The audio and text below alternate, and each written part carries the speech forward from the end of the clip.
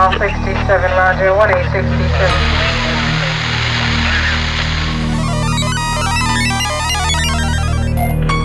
Ireland today is no longer a valley of squinting windows, but a nation of hidden cameras and concealed recorders. There is almost always someone watching you. For information is both king and commodity in both the personal and the business sphere. More and more individuals, as well as companies, are turning to private investigators to do their snooping for them, working beneath the radar in the down and dirty world of minding your own business, by not minding your own business. George Richter and Sean McGovern are both private investigators based in Limerick. They are good friends, sometimes competitors, and frequently colleagues. When I'm employed by somebody to do a job, I have to take whatever comes my way. I have to minimise my risks at all time, obviously. But saying that, I have a job to do. And just like a journalist or anybody has a job to do, their job is to go out and to gather that information and to get what they have to. Sometimes you just got to go that extra mile, and if it means going into danger, into very dark areas, then I'll do it, yeah, it has to be done. I think we all, as kids, I think we all read The Secret Seven and the Hardy Boys and all that, but I don't think that ever influenced me any which way, because even then I thought they were rather far-fetched and ridiculous. I think it was just, I wouldn't even say natural inquisitiveness. I think it's just an odd person finding the right slot. I didn't fit in.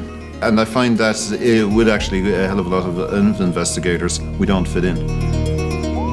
Sam Spade and the Magnum PI image, unfortunately, thanks to Hollywood and thanks to lots of movies that have been made over the years, this is unfortunately the illusion that's been created about the private investigator. I've been over in America a lot of times. I've met some investigators that really do fit that picture. We've had investigators pull up in Ferraris, and I've gone straight over to them because I want to know, what am I doing wrong? That they've got the Ferrari and I've got the old car outside, yeah? Sitting in a car for 10 hours, badly needing to go to the little boy's room. It's pouring rain outside, it's miserable, nothing has happened. If anybody can find that romantic or exciting, well, by God, they've got a duller life than I have.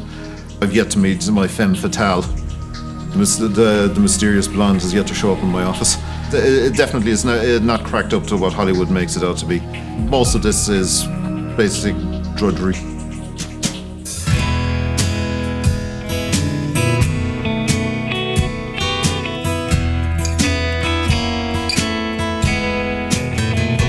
Trouble in mind, I'm blue. It's another average Monday morning in Limerick, and George and Sean meet over coffee in George's home to discuss work and generally shoot the breeze. Once you finish that anyway, just bring what you have, the photographs. One of George's agents rings with the news that the cover has been blown on an ongoing surveillance. Well, how's the man? Your man knew. He knew. He knew, yeah. Yeah, well. Surprise, a bloody surprise. He'd been tipped off. No, he wasn't as dumb as he looked. So it was a waste of time.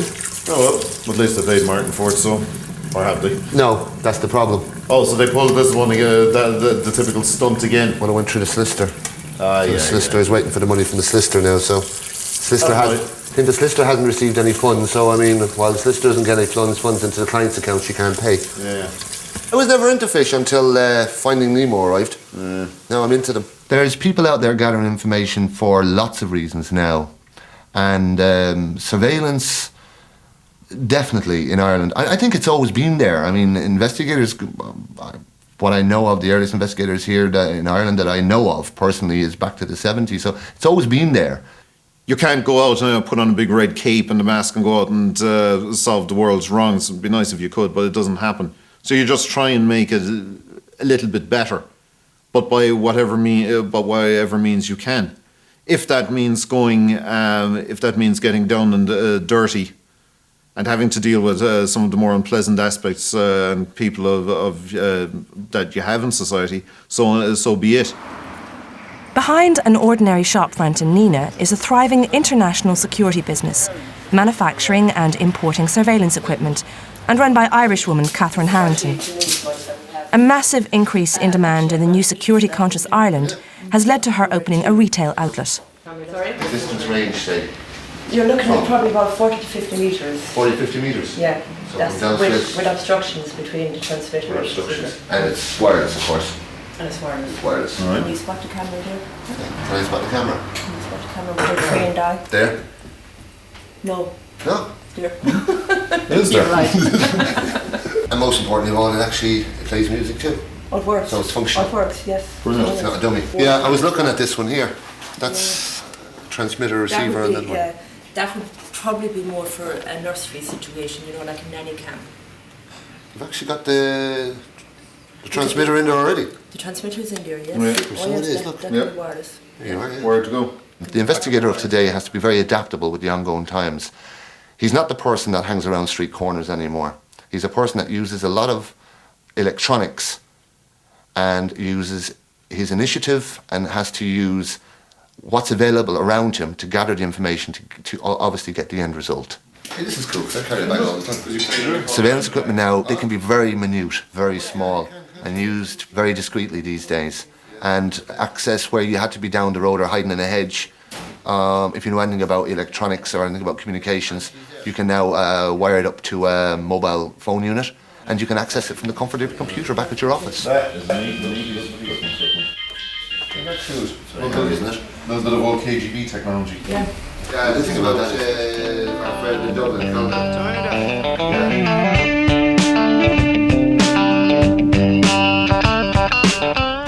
Back in Limerick, George has a routine trace and address confirmation. Sean tags along for the ride. The client is an English legal firm trying to trace someone in connection with bogus insurance claims. You know, you're an endomorph. You're tall and thin. I'm an ectomorph. Okay. So you tall, thin characters can handle hot weather better. I love hot weather. Yeah, that's for sure. I was doing the firearms thing, of course, in New Orleans, and it was just kicking. Yeah, I And can imagine. Loads of humidity, and I was sweating all the time. Yuck. Brilliant. Much of the daily life of a private detective is remarkably mundane, but George must always be alert to the remote possibility of potential violence or perhaps stumbling upon the unexpected.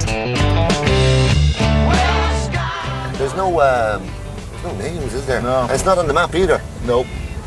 Be reluctant not to ask anybody here either. That's a fact. Right in the epicenter. I'd be wary and cautious. We've just had so much violence and so much problems in this area that they treat people with suspicion, which is totally understandable. I hope now head office hasn't given me a wrong blooming address. This wouldn't be the first time they've got their spellings wrong. Yeah, that happens. Right, I better ring Myself. bearded one. Hi, George. Ian, how's it going? I'm doing a job here for you, this guy. The address you gave me was Gateview Drive, O'Malley Park. Gated View Drive. Gated View Drive. Yeah, well, I've been down to O'Malley Park. There's no such address. It's not Galtee Drive, is it? It could be somebody's taking it wrong. Okay, I'll speak to you soon, okay? Thanks, George. Bye. Armed with a camera concealed in the strap of his rucksack, George goes in search of the mystery address. Fine, it's quite enough. It's quite enough. Alrighty. I'll go get him. Find the house first. We vet a situation individually, and if we believe that the person can do more themselves, because a lot of the cases, a lot of people can do a lot of the information gathering themselves, and we'll guide them down that road. It's when they need an outside source, for example, for evidence, where you need an extra person, an extra set of eyes that can gather that information, that can present it in court, because they can, because if they were to do so, it would be biased to their case. Sorry, ma'am, is that still Galtee Drive here? Yeah. Where is that? The next one, is it? Great, thanks very much. The real private investigator of today, it's gone away from the myth of walking around. I mean, for one reason, I'm in Ireland, so I cannot carry a gun. I have no more legal rights as a private investigator than any other citizen out there when I'm going out gathering information. Hence also the reason if I'm attacked, I have no more civil rights to what can happen to me or how I can defend myself than any other person outside there. No, there is no licensing system. There's actually nothing in place right now, which means that any Joe Soap can just form a company and say straight away I'm a private investigator. You don't know Galtee close. I don't know if I'm in the right area. No. That's my job done then. I'll see you. The address turned out to be bogus. Mission accomplished for George, but back to the drawing board for his client. Just a closer walk with thee. George Richter has the Limerick franchise of a private investigations business called First Priority. It is run by its founder Ian Withers from an anonymous office building on the outskirts of Belfast. The cliches really are probably based on about 5% of real life. The other 95% just would not make good television. It is very, very tedious. It's a lot of very routine things. But as we always say, the other 5% does make the rest of it worthwhile. The clients can be anyone. They can be a little old lady in the back end of nowhere that looks up the golden pages or the yellow pages. It can be a young person that finds us on the net, or a major public corporation, or indeed governments. The vast majority of what I would call responsible agencies that offer a genuine service would be able to quote you immediately a daily or an hourly fee, which at the present time, according to their overhead costs in the Republic of Ireland, would run in the order of €50 per man-hour, possibly up to €70 if there's a risk factor involved or somebody being away from their office desk for an extended period. There is obviously charges for the use of a motor vehicle and the mileage, plus any related expenses, and the wonderful, wonderful VAT. Killaloe on the River Shannon. George is embarking on another routine leg of an ongoing investigation for one of his corporate clients into a Russian-backed business competitor. The Russians are suspected of some illegal activity, and George's clients are anxious to gather as much information about them as possible, perhaps for some future legal action, or perhaps not. The client's intentions or motivations are not the investigator's business. They merely supply the information, and much of that information is easily gathered. It is surprising how much one can find out if you look long enough and hard enough. Today, George is looking for a certain van amongst the many large properties that line the riverside. Another small piece in a seemingly innocent jigsaw.